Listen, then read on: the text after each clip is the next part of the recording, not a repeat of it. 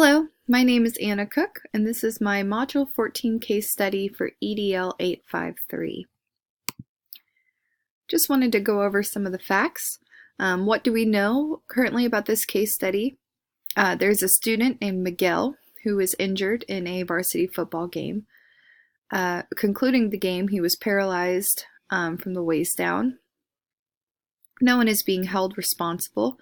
There were liability waivers from the students, and it was an accident during a routine play. We know that he returned to school several months later. He had been removed from his biology class and enrolled in a different science class. There was no notification of the class change to Miguel or his parents. He preferred biology as it was relevant to his post-secondary education goals. And the reason he was removed is because that the classroom is in a module building that does not have wheelchair access. Understandably, parents were upset and took legal action. An attorney came to the meeting that the parents had requested with the principal by citing Section 504 of the Rehabilitation Act of 1973, which guarantees that students will be given free and accessible public education, so FAPE. What should have been done prior to Miguel returning to school? There were several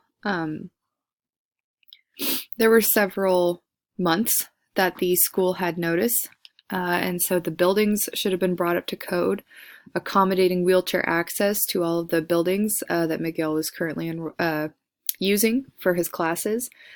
Ramps, elevators, different learning environments should have been made wheelchair friendly, and there should have been communication about how the school was accommodating. As a principal, I think it's natural to document any accommodation that you're going to make to assist a disabled student. How could the situation involving the attorney have been avoided? The counselor who actually made the call, Ms. Gussman, should have been briefed on the legal obligations. The communication from the counselor to the students and the students' parents really is where the ball was dropped. It was a call that should have been approved by the principal. It was something where she should have communicated to students and parents in advance. It would have avoided the surprise factor for Miguel, and the corrections could have been made beforehand. So I think that the counselor needs to take a great deal of responsibility and understanding the counselor's how this happened. Was it negligence? Was it ignorance? And then as a principal, I immediately assume there's a level of responsibility that I would need to take if my employees do not understand protocol. In terms of what does Miguel qualify for, I listed the different acts here.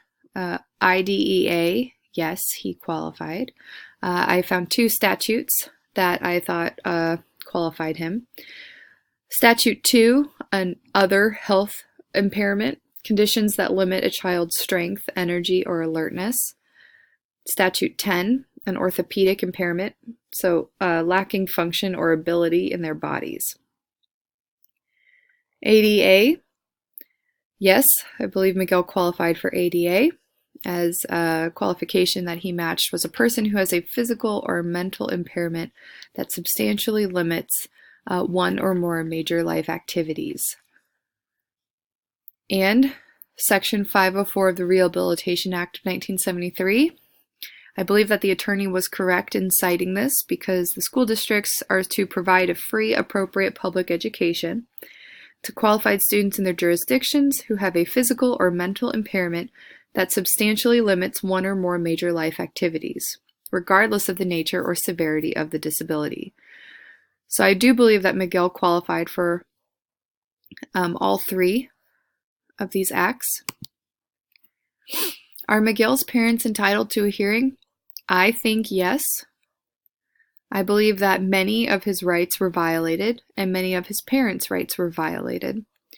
The school made many errors, and there was the initial decision by the counselor.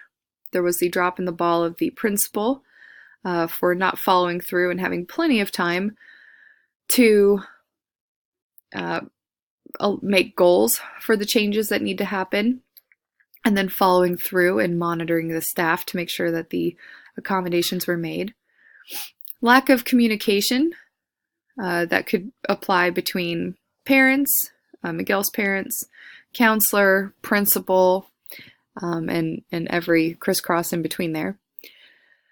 And yeah, the lack of accommodation between that the school made, lack of ramps, lack of accessibility, that they were just comfortable removing a student from the desired science class rather than find the accommodations.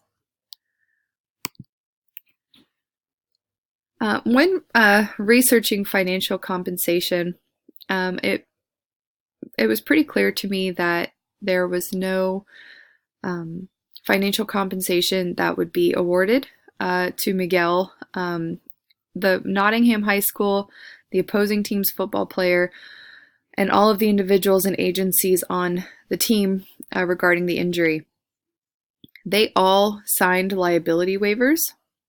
Both teams had students that did this.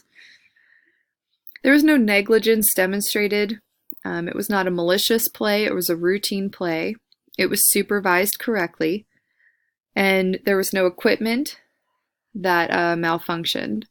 So it really, I also feel that Miguel's parents would have, in the time of his recovery, would have pursued a lawsuit if they felt like they were also entitled to financial compensation. But I do believe that the schools, all schools involved, appropriately covered their bases and made sure that they were not liable for this particular incident.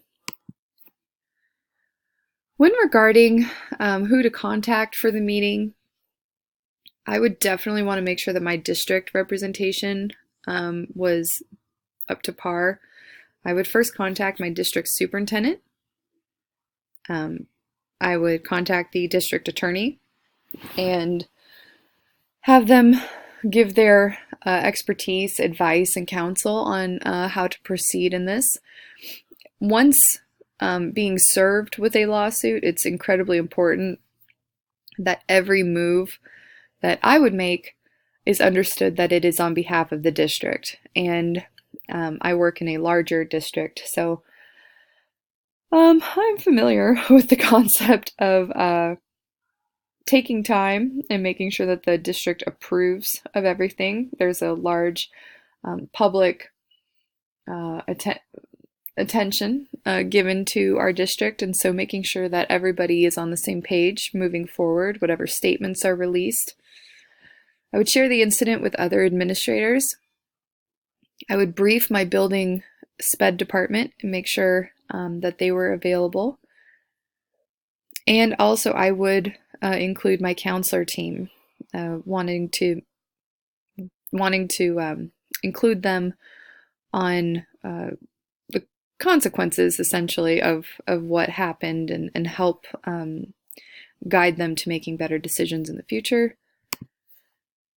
Meeting with the counselor. I would definitely meet with Ms. Gussman. The damage, in a sense, has been done in this particular case study, but moving forward, there is a sense of responsibility. You don't want to leave your staff hanging out to dry, but you need to hold them accountable. And it seems like there is a huge breakdown in order of operations regarding the counselor's judgment. So I would first ask, is Miguel being moved out of his biology class out of negligence? Did she understand the obligation but not want to deal with it and just thought it would be easier to switch him out? Or was it ignorance? Did she even know that there was a legal obligation?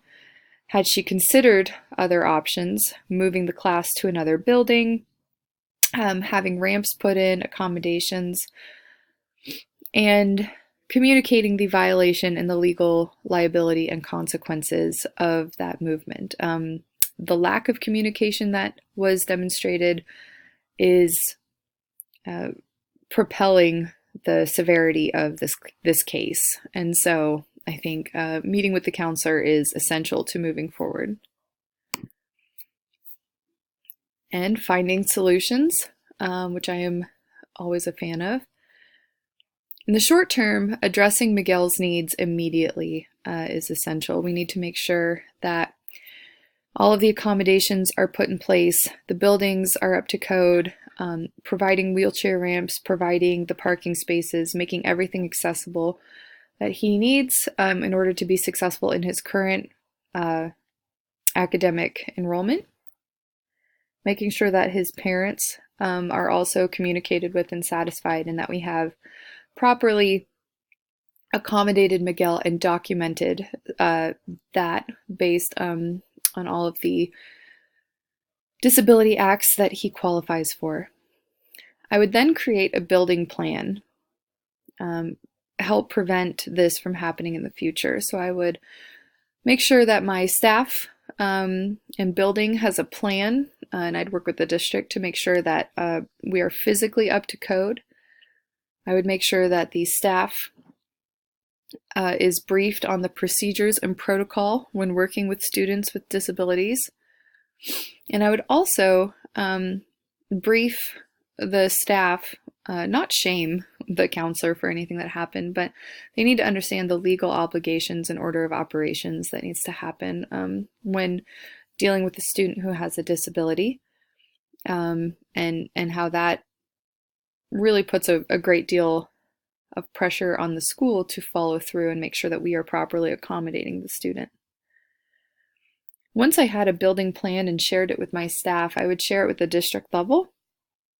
I think moving forward, documenting everything that I can, making sure that the superintendent, attorney, and district level special education department is briefed and aware of our building plan is the best way to move forward. And I thank you for your time. Thank you.